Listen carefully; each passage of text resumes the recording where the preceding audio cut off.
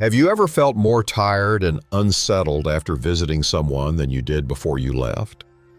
At this stage in life, the simple act of going out to visit may not be as harmless as it once seemed. In fact, it might quietly be wearing you down in ways that aren't immediately obvious. This message is for people in their 60s, 70s, and 80s, those who have been told they need to get out more, or who feel obligated to continue making rounds among friends and family, even when they don't genuinely want to. If you've ever felt guilty for not visiting someone, it might actually be your body and mind trying to tell you something important. You've lived long enough to know that not every invitation is a gift, and not every outing is good for you. One of the most difficult yet necessary lessons we learn as we grow older is that our energy, our time, and our presence are no longer unlimited.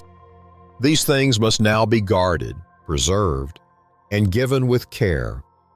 Today, we're going to talk about something many seniors quietly feel but rarely say out loud, that visiting others, especially too often or too freely, might be doing more harm than good. And more importantly, how recognizing this truth can lead to greater peace, improved health, and deeper self-respect. Let's go over 5 important reasons why older adults need to be more cautious about visiting others. And why? More often than not, staying home might actually be the kindest choice, not just for others, but for yourself. Reason 1, the energy drain.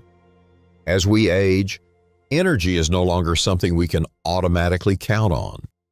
It becomes something we must carefully conserve, like water in a desert. Visiting people, even those we love, often takes far more energy than we expect. There's the preparation beforehand, the travel, the social interaction, the effort to appear cheerful and presentable, and then the long ride home or the quiet emotional letdown afterward. It's rarely just a simple drop-in anymore. Most seniors don't openly discuss how drained they feel after social visits. Some even feel ashamed of it, as though being tired makes them antisocial or weak. But the truth is, our nervous system doesn't bounce back the way it once did. What used to be an enjoyable afternoon might now take a full day or more to recover from. In that time, our immune system can be taxed, our sleep may be disrupted, and our mood might dip without warning. There's also a subtle, invisible pressure in these visits to perform. Even if the people we're visiting don't expect much from us, we still try to be on. We smile more than we actually feel like smiling. We hold back the aches and worries we long to speak about. We often end up listening more than we speak, especially when we're with younger people. This quiet internal strain builds up over time and leaves us more depleted than we realize. Take Margaret, age 72, for example. She used to visit her daughter and grandchildren twice a week. But after each visit, she noticed her knees ached more, her sleep was disrupted, and her digestion became irregular. At first, she couldn't figure out why. Eventually, her doctor pointed out that it wasn't just physical stress, it was emotional overexertion too. That was when Margaret decided to cut back to visiting once every 2 weeks. Her energy soon returned, and her family noticed the difference as well. She was more present, more patient, and more like herself. The older we get, the more we must view energy as a form of currency. You wouldn't spend all your savings on a single lunch. You would budget it wisely. Sometimes, the wisest investment you can make is staying home, letting your body rest, and only going where your spirit truly feels safe. Reason 2, emotional expectations. For many older adults, visiting others isn't just a physical task. It becomes an emotional test. Expectations are layered into every smile, every comment, every unspoken glance. When you enter someone else's space, especially a family member's, you're not just a guest. You may be silently expected to behave a certain way. You're expected to be cheerful, to stay longer, to avoid certain topics like illness or grief. You might even feel like you're supposed to be the positive elder, whether you feel that way or not. Before long, visits that once felt warm and comforting can begin to feel like performances like auditions you didn't sign up for. This emotional toll is harder to measure than physical fatigue, but it can cut even deeper. You may find yourself second-guessing your words, wondering whether you said too much or not enough. You might notice the silence that follows your stories, or worse, the way someone quickly changes the subject. Then the doubts creep in. Did they really want me here? Did I overstay? Was I in the way? These thoughts can linger for days, especially when your own pace of life has slowed down, while theirs has not. Many older adults continue visiting others out of habit or guilt because it's what they've always done. But in doing so, they forget that emotional environments have changed. Younger generations might not understand how fragile inner peace becomes as we age. They may make lighthearted jokes that unintentionally sting, talk about subjects that no longer resonate with us, or simply stay glued to their phones while we sit there, feeling invisible. Now, let's move on. Reason 3, the health risk factor. As we age, even something as simple as a short visit can carry hidden risks to our health. Our immune systems naturally weaken over time, making us more vulnerable to infections. Crowded homes, especially those with children or people constantly coming and going, can become silent battlegrounds filled with germs, viruses, and seasonal bugs. What might be a minor cough to a grandchild could easily turn into a week-long health struggle for a 75-year-old. And many seniors don't bounce back as easily as they once did. What makes it worse is that older adults often downplay how they feel, sometimes until it's too late. While visits may seem harmless on the surface, consider the real exposure involved: shared food, hugs, doorknobs, light switches, even shared restrooms. In just 1 hour, you may have come into contact with dozens of potentially contaminated surfaces. If you're staying for a while, fatigue starts to creep in. Your body has to work harder just to remain alert and polite. Add to that the social pressure to eat what's served, to stay up later than usual, or to sit through noisy and overstimulating conversations, and suddenly, a friendly visit turns into physical strain. Take Edith, for example, who is 84.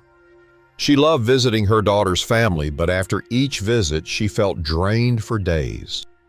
One weekend, she caught a stomach virus that her toddler grandson had brought home from preschool. Edith ended up in the emergency room due to dehydration. After that, she and her daughter agreed no more visits if anyone is even slightly unwell. It was a hard boundary, but a wise one. Older bodies need stable routines and predictable environments to stay strong.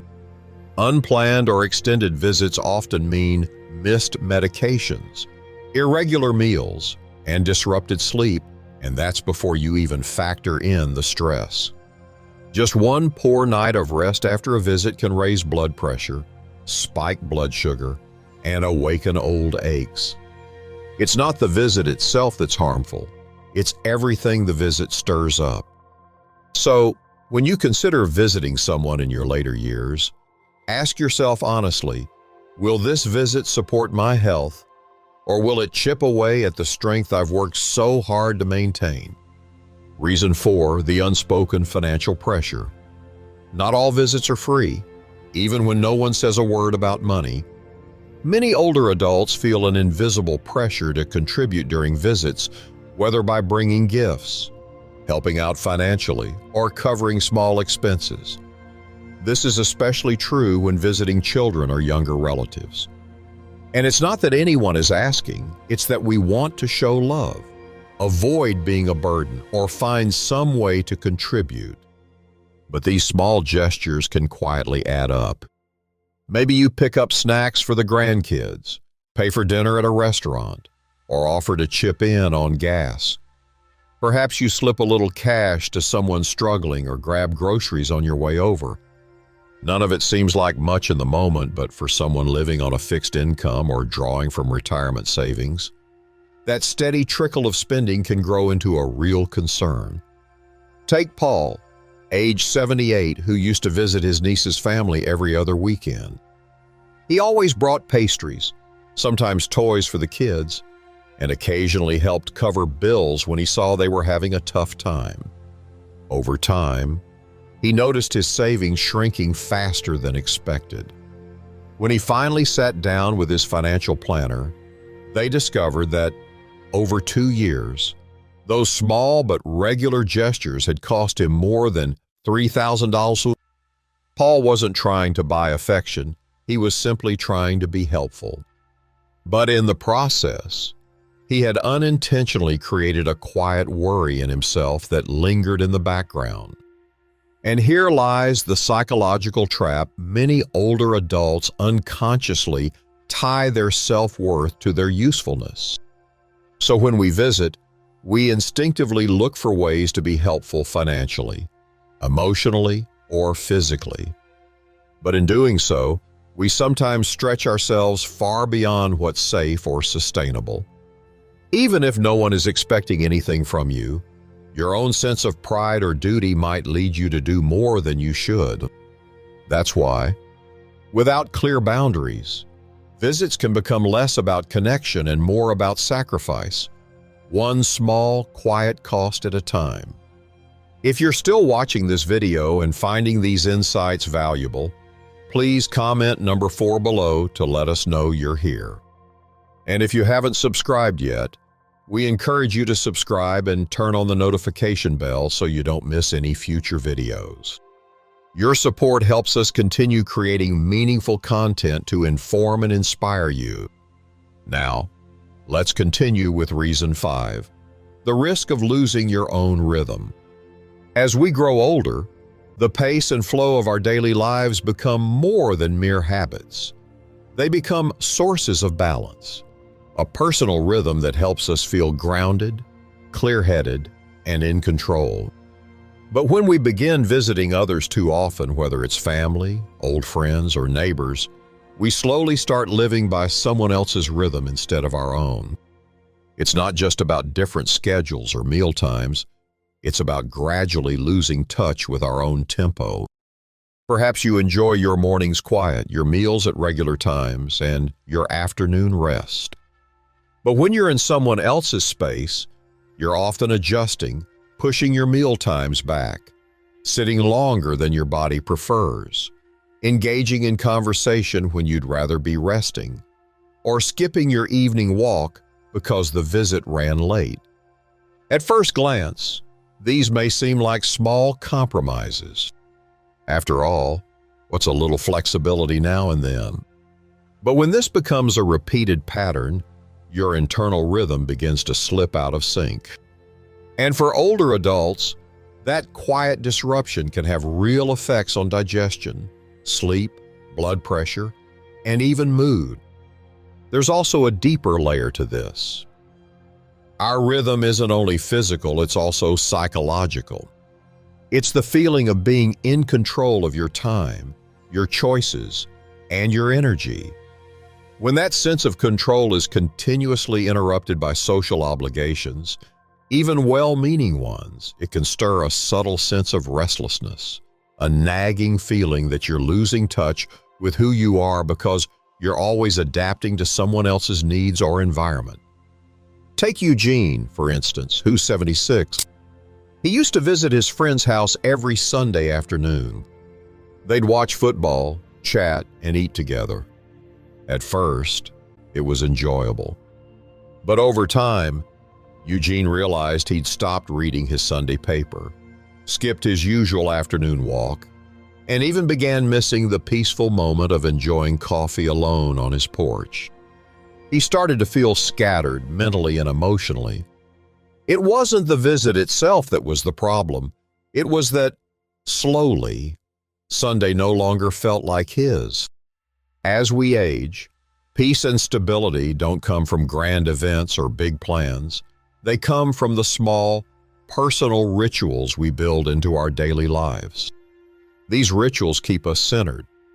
And when we give them up too easily for social visits, we may start to feel unbalanced without even knowing why. That's why protecting your own rhythm isn't selfish, it's essential. It's a form of survival. It's your right to shape your day in a way that nourishes your body, your mind, and your spirit. Sometimes, this means saying no to visits that would disrupt your balance. In the end, growing older teaches us that peace doesn't come from being everywhere, knowing everything, or pleasing everyone. It comes from being selective about where we go, who we spend time with, and what we allow into our inner world. Saying no to frequent visits doesn't mean you're shutting people out. It simply means you're choosing presence over performance, depth over obligation. You've earned the right to rest when you want to rest, to think when you want to think, and to share your time only when your heart genuinely says yes. If you're someone who has ever come home from a visit feeling more tired than when you left, you're not alone.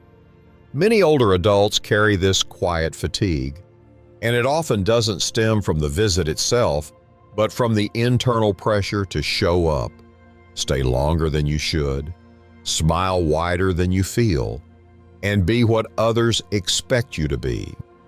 Now is the time to listen to your own needs to build a life that protects your energy, honors your rhythm, and gives you the quiet joy of being fully yourselves. And yes, sometimes that means saying no more often than yes. So, here's a question for you. Have you ever felt like visiting others left you feeling more empty than full? Leave a comment below and share what you've learned about protecting your energy. Thank you for spending time with us today. We'd truly love to hear from you. Let us know one thing you learned from this video and how you plan to apply it in your own life. Your thoughts are important to us, and reading your comments brings us encouragement and motivation. If you found this video helpful, please like, subscribe, and share it with someone who might need it. Your support helps us keep creating thoughtful content to uplift and inform. Thanks for watching, and we look forward to seeing you in the next video.